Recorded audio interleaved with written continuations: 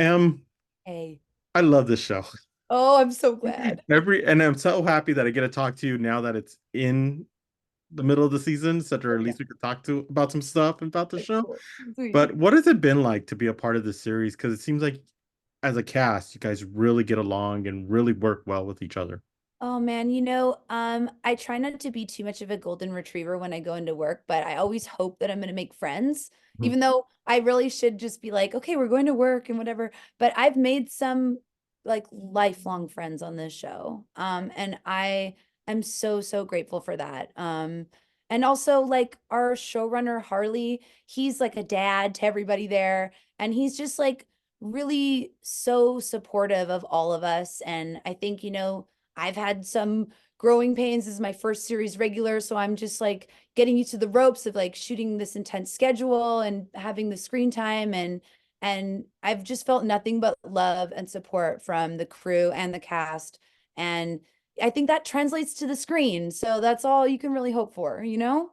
Yeah, and it does. It really does because Yeah. you grow to love these characters so much. Especially Sarah. We got to talk about her. What's going on? It's been a kind of an up and down season for Sarah. Got into a bunch of different situations, and the last episode was just craziness. Please tell us about like what has it been like to play this character, and almost every other episode or every scene that you're in, it's a little different every time. Right. Cool. Yeah, I think there's been like a quite a big departure from last season for Sarah. It was a lot about a love story first season, season one. Reggie and Sarah meet, they become quick friends and quickly fall in love. And then there's heartbreak. And so when we start off season two, it's very much like, who am I now? Who am I in this world where, I have this person that I care for and all this new kind of found family. But I'm still very much discovering my place in that. Mhm. So I think Sarah's trying a lot of stuff on and finding out what really matters to her. And I think the underlining theme there is like family and loyalty. So I love that about Sarah. She's ready to stand up to any big bad if it means protecting hers, you know? So I think what form that's taking is like a shifting, like kind of path, but she's always going to be down for the crew. So wherever that takes her, I guess, which is some really wild places this season. Yeah, and that's what last episode really did show that and solidify that when you had the choice. Yeah. You're given a choice of what to do, and you chose to go with them and continue the journey with them instead of choosing that life that was presented to you, which was awesome. It Right? was great. Instead of surfing and drinking Mai Tais on the beach, I'm like, very tempting. Oh, Very yeah, no, I would be the same way. I mean, it's like either way, you got to party either way. That's true.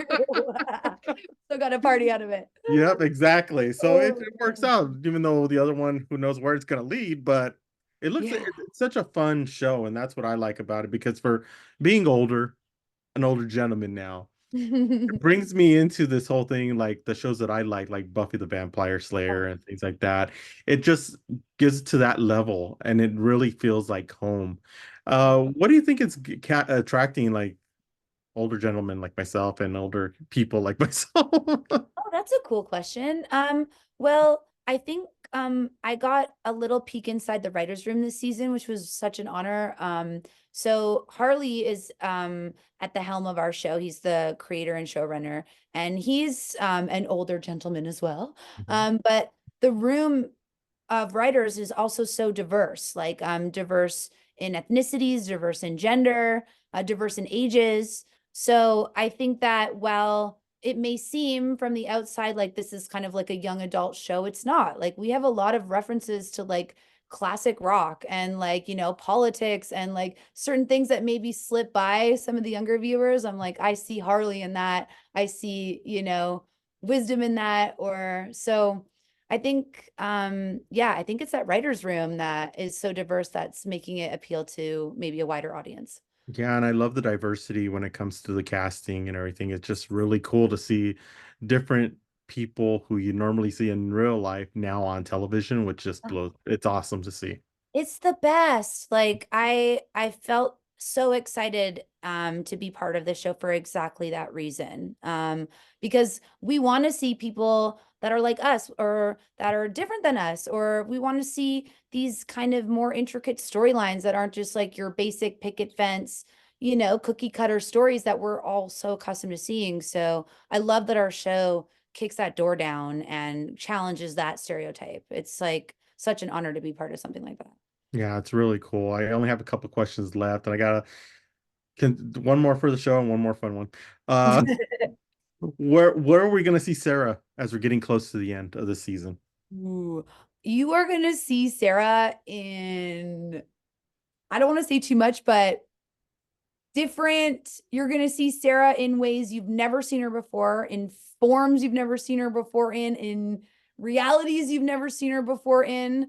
Like Sarah is projecting through the astral plane this season. And I cannot wait for everyone to catch this later half of season 2 because there are so many breakneck twists that I know no one's going to see coming. So it just gets more hectic as we keep going. Exactly. Yeah, And the fun question I want to ask you, well, there's maybe I have time for two fun ones. great. The fun question I have for you is with Halloween coming up, like in Ooh. the end of July is Midsummer Scream. All the announcements are starting to come out for Universal Studios Halloween Horror Nights. Since SyFy has this and it's part of that whole family, would you want to see a fun Reginald the Vampire maze for Halloween Horror Nights? Just wanted to see what your thoughts are. Ooh, oh my gosh, like a maze, like a labyrinth type maze? Hmm. Oh, heck yeah. Oh my gosh. I'd be the first one. I'd be like, sign me up. Yeah, that'd be so cool. I've also like with the Halloween thing, I'm like, man, we got to get some slushy jackets out there. We got to get some like Mickey wigs or something. Like, Mhm. I would love to see that. That'd be so fun. I love anything to do with like these kind of like supernatural fandoms because it's like a world that I've always wanted to be in, like I love magic, I love sci-fi, like I love all that stuff. So if we can bring that to life in the form of a maze or in the form of anything, like I'm there. Yeah, because it just seemed like last episode seemed like, oh, this could be a good maze for Halloween Horror Nights. I mean, Love it, honey. yeah. You're thinking outside the box. Oh, exactly. We have to. We have to. And before I Yes. let you go, favorite slushy flavor when you come. Favorite, I'm a blue raspberry, tried and true. It's not, I know we're also accustomed to blue raspberry. It's not a real thing. It's just a made up thing, but I love that about it. I love that my tongue gets blue. Blue raspberry, final answer.